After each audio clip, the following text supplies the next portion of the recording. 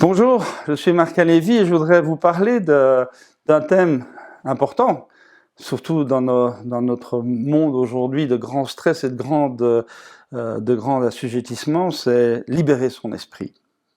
Je pense que nous sommes tous d'accord que dans la vie quotidienne, notre corps s'intoxique à longueur de journée de tas de poisons.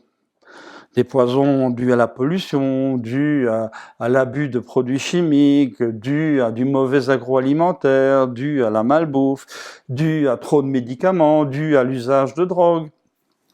Tout ça, c'est clair. Notre corps s'intoxique à longueur de journée. Mais notre esprit aussi. Notre esprit aussi s'intoxique. Parce qu'il n'y a pas que des pollutions matérielles ou chimiques, il y a aussi des pollutions informationnelles. Et on le sait tous, aujourd'hui, les réseaux sociaux sont des énormes véhicules de pollution informationnelle. Les fake news, les fausses nouvelles, les publicités qui vous matraquent à longueur de journée, les ragots qu'on colporte partout, c'est l'hypersexualisation de toutes les images, c'est les sordides absurdités du complotisme, ce sont les désinformations systématiques par rapport à des grands problèmes, où on peut entendre tout et son contraire, surtout dans la bouche de gens qui n'ont aucune autorité pour pouvoir en parler, et aucune compétence pour en savoir quoi que ce soit. Donc ces pollutions informationnelles aujourd'hui, elles sont énormes. Et non seulement elles sont énormes, ces pollutions, mais en plus, elles induisent une intoxication. Parce que plus on ingurgite de mauvaises informations, plus on a envie d'en ingurgiter. C'est un peu comme le phénomène de drogue. Plus on ingurgite de drogues diverses et variées, plus on a tendance à s'en intoxiquer d'autant plus. Et donc il y a une intoxication informationnelle. On a absolument besoin de notre dose d'information croissante tous les jours.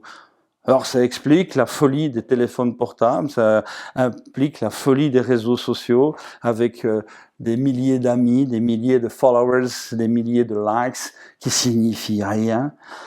On est dans l'auto-admiration et l'auto-narcissisme avec les photos de soi, les selfies, les photos de soi qu'on fait n'importe comment, n'importe quand et qu'on envoie à 10, 20, 30 personnes. On est vraiment dans ces intoxications réciproques informationnelles qui, je me permets de le souligner, ne servent strictement à rien. Ça sert à rien. Ça meuble le temps perdu, ça permet de peut-être moins s'ennuyer, mais ça sert à rien. Donc, moi, je voudrais proposer l'idée de libérer son esprit de ces pollutions informationnelles et de ces intoxications informationnelles. Il faut toutes les éliminer. Éliminer les pollutions, éliminer les intoxications. Alors, qu'est-ce que ça veut dire dans la pratique? Et je sais que je ne vais pas être à la mode en disant ça.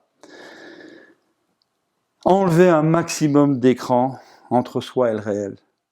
Parce que je vais vous faire une confidence, je vais vous dire un secret.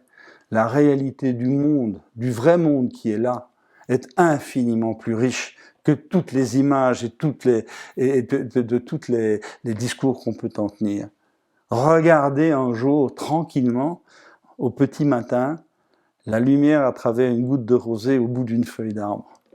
Vous aurez là quelque chose qui est infiniment plus riche que tout ce que vous pourriez trouver sur les réseaux sociaux pendant 24 heures.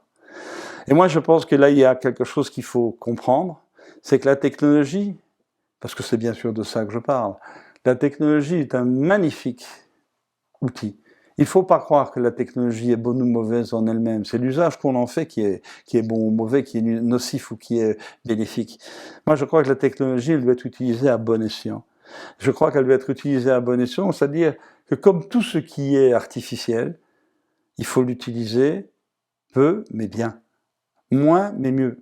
Je crois qu'il est important de vivre sa vie et pas de vivre la vie des autres par écran interposé. C'est sa vie qu'il faut vivre, sa vie à soi, sa vie intérieure, ce qu'on ressent au plus profond de nous-mêmes, ce qui se passe dans notre conscience, ce qui se passe dans notre intelligence. Donc moi je voudrais bien, et c'est la conclusion de cette petite causerie, je voudrais bien qu'on apprenne à vivre sa vie et non pas de vivre la vie des autres par procuration.